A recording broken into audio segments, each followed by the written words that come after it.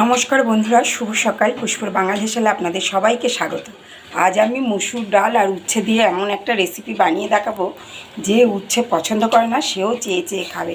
গরম ভাতে প্রথম পাতে স্টার্টার হিসেবে আপনারা এটা খেয়ে দেখতে পারেন, আশা করি অনেক ভালো লাগবে।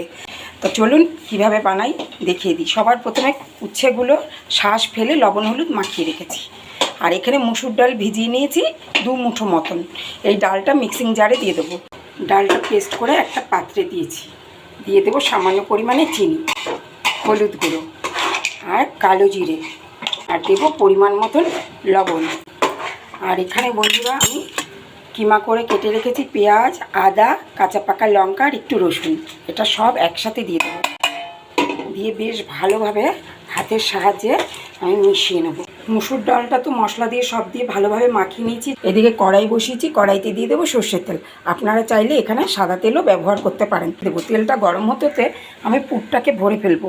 দেখুন ঠিক এইভাবে, খুব সহজ এই রেসিপিটা, দুর্দান্ত লাগে খেতে। প্রত্যেক কটার মধ্যে এইভাবে ঠেসে ঠেসে আমি পুরটাকে ভরে দেবো। দেখুন প্রত্যেক কটার মধ্যে আমি খুব সুন্দরভাবে পুর ভরে নিয়েছি।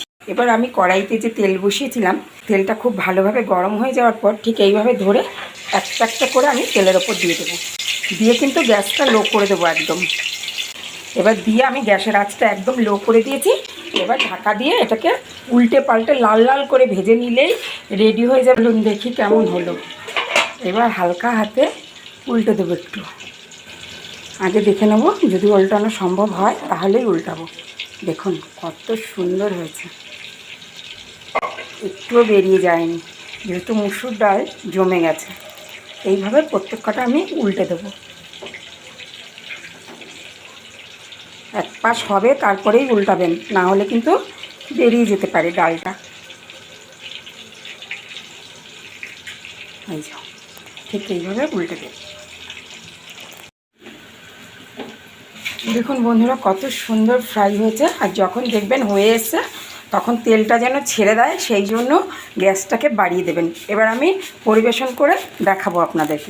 দেখুন বন্ধুরা, পরিবেশনের জন্য একদম রেডি হয়ে গেছে আমাদের মসুর ডালের পুর ভরা করলা ফ্রাই। এইভাবে বানিয়ে গরম ভাতে প্রথম পাতে সব পরিবারে উপভোগ করুন। আর দেখুন ডালের দিকটাও আমি দেখাচ্ছি, উল্টো দিকটাও আমি দেখাচ্ছি, কত সুন্দর সেদ্ধ হয়েছে। এভাবে বানিয়ে গরম গরম ভাতের সাথে খেয়ে দেখুন। ভালো থাকবেন, সুস্থ থাকবেন, দেখতে থাকবেন পুষ্পর বাঙাল হেসেল। ফিরে আসছি পরের ভিডিওতে।